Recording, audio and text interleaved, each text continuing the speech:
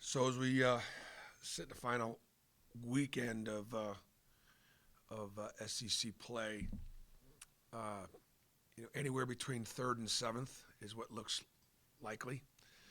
Um, and But obviously, we got two monster opponents in front of us. Alabama just beating people by 26 at home on average is an astounding figure. They're one of a handful of undefeated teams at home. They play great at home. They played great at home. They shoot it great at home. They just play with great energy, and obviously the game will be, you know, for an opportunity for them to win the outright championship in the SEC. So um, they we did a lot of good things the first time we played them, and gave ourselves a chance. Um, and we're going to have to be really, really on our game, really physical, handle their energy, and but it's a great opportunity for us because as I look at it, we'll um, winning one of these next two games puts us in position where we'd be a lock to make the tournament. And I just know I've been in situations in other years where there's nothing left on the schedule to really get you over the hump that really can get you in. And then you have to hope that somebody else loses. Well, we don't have that situation. We are still in control of our own destiny. So.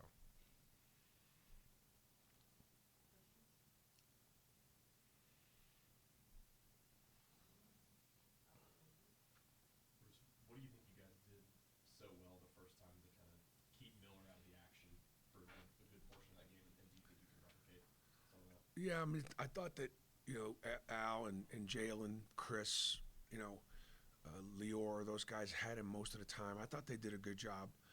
Um, you got to stay pressed on upon him because if he's got you know space, time and space, he can. He's such a great shooter, and so I thought those guys did a really good job um, with that. And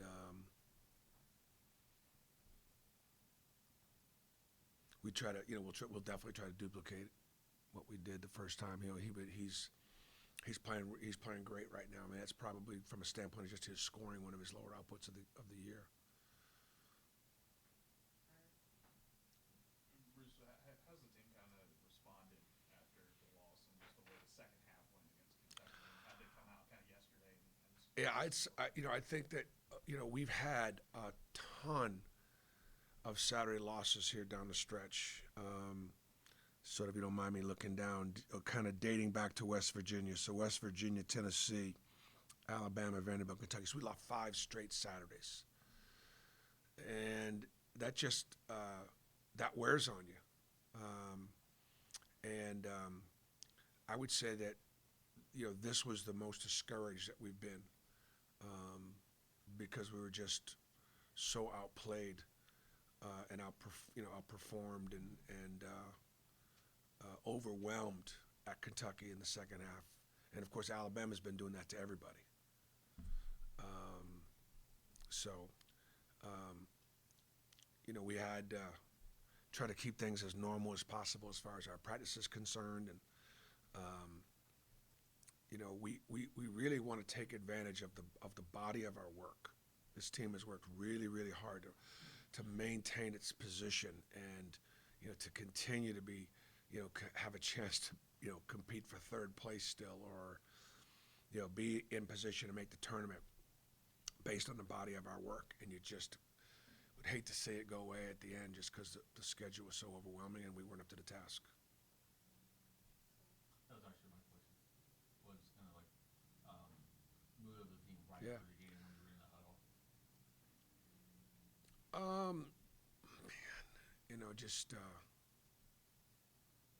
it was it was, and then for me, what I try to do is rather than place the blame game, um, still the only thing to do is find reasons why we allowed that to happen because we didn't. These are the things that we didn't do defensively that we're taught to do that that we're kind of supposed to do. So therefore, if we can be in control of that, we can fix it. It's not like, man, there was nothing else we could have done. No, that's not how you get better, and that's not how you approach it. Not to look back and place blame, but going, hey, for example, we're up one with about 4 minutes to go in the first half, and they get an offensive rebound basket on a missed checkout, and then they knock down two threes, one just kind of a scramble, we don't get a 50-50 ball, and the other one, we're on the ground on the offensive end to get one in transition. Next thing you know, it's on its way to 11, and then we start the second half, and we give up 2 or 3 offensive rebounds, baskets in the first 4 minutes. Again, missed checkouts. Now all of a sudden, it's now in the high teens, and it's getting away from us. So just rebounding allows us to, stay within the margins. That's something you can control. In the first game, Alabama's bench was basically the difference in the game. How big would it be for your bench to have a really good game tomorrow night?